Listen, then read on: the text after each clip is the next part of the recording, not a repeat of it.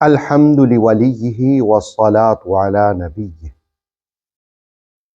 امن والے شہر کی خصوصیات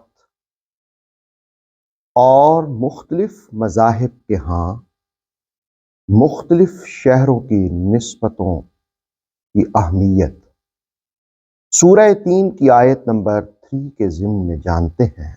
وَهَذَا الْبَلَدِ الْأَمِينِ، اور اس امانت والے شہر کی قسم۔ وَهَذَا، اور اس یعنی یہ، بلد کا مطلب شہر، اور امین امانت والا، امن والا۔ یہ امن والا شہر کون سا ہے؟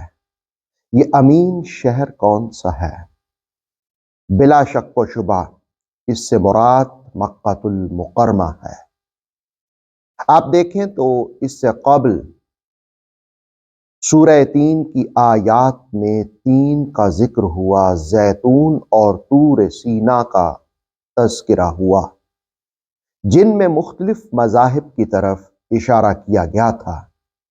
آپ جانتے ہیں کہ کوہ طور کو فضیلت حضرت موسیٰ علیہ السلام کی وجہ سے ملی تھی، اس لیے کہ رب ذوالجلال نے ان سے کلام وہاں فرمایا تھا، انہیں نبوت کی سرفرازی اور بلندی سے نوازا تھا، اور دمشق کی نسبتیں حضرت مسیح کی جانب، اور پھر قدس تو کئی انبیاء علیہم السلام کی دعوتوں کا مرکز، تبلیغ کا مرکز رہا ہے۔ اور پھر ان کے تذکرے کے بعد کہا وَهَذَا الْبَلَدِ الْأَمِينِ، قسم اس امین شہر کی۔ دیکھیں، مکۃ المکرمہ کی ایک فضیلت تو یہ ہے کہ اس کا سنگ بنیاد حضرت ابراہیم اور ان کے فرزند ارجمند حضرت اسماعیل علیہ السلام کے ہاتھوں ہوا، اور حضرت ابراہیم علیہ السلام کی اہمیت آپ جانتے ہیں کہ بڑے آسمانی مذاہب جو ہیں وہ جو انبیاء علیہ السلام تشریف لائے وہ سب انہی کی اولاد میں سے ہیں۔ گویا مرکز ابراہیم علیہ السلام کی ذات ہے، اور ابراہیم علیہ السلام ہی کے ہاتھوں مکۃ المکرمہ اور کعبۃ اللہ کی تعمیر کا ہونا، اور حضرت ابراہیم ہی کی دعا کا نتیجہ ہے رب اجعل ھذا البلد۔ آپ نے دعا کی تھی رب اجعل ھذا البلد آمنا، اے میرے رب اس شہر کو امن والا بنا دے، امن والا بنا دے۔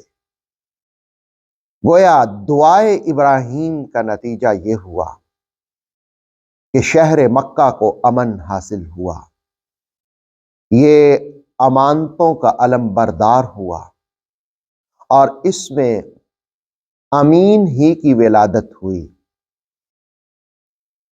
شہر مکہ کے بارے میں کہا جاتا ہے کہ جنگلوں میں اگر چیتا ہرن کا شکار کرنے کے لیے اس کا تعاقب کرتا اور ہرن حدود حرم میں داخل ہو جاتا تو چیتا اس کا پیچھا چھوڑ کر بھاگ جاتا، اس لیے کہ ہرن حدود حرم میں داخل ہو گیا۔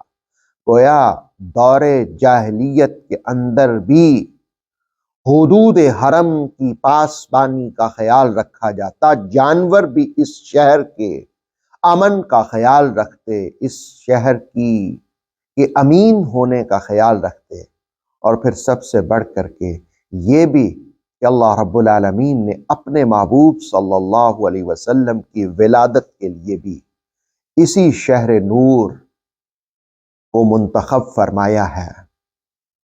اب یہاں ایک دلچسپ بات بنتی ہے، میں وہ آپ سے شیئر کرتا ہوں کہ رسول کریم علیہ السلام کی حدیث ہے، حضور آقا کریم صلی اللہ علیہ وسلم نے فرمایا کہ میں دعائے ابراہیم ہوں، مصطفیٰ دعائے ابراہیم، اور جس جگہ آقا کریم صلی اللہ علیہ وسلم کی ولادت ہوئی اس شہر کے امن ہونے کے لیے بھی دعا ابراہیم نے کی علیہ السلام۔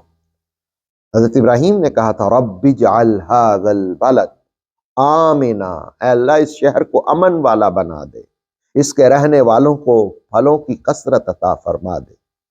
آپ مکہ المکرمہ کو دیکھیں، خشک سنگلاخ چٹانیں اور پہاڑیاں، لیکن اللہ رب العالمین نے اسی میں اپنا گھر کعبہ اور وہی شہر محبوب کریم صلی اللہ علیہ وآلہ وسلم کی ولادت کا مقام بنا۔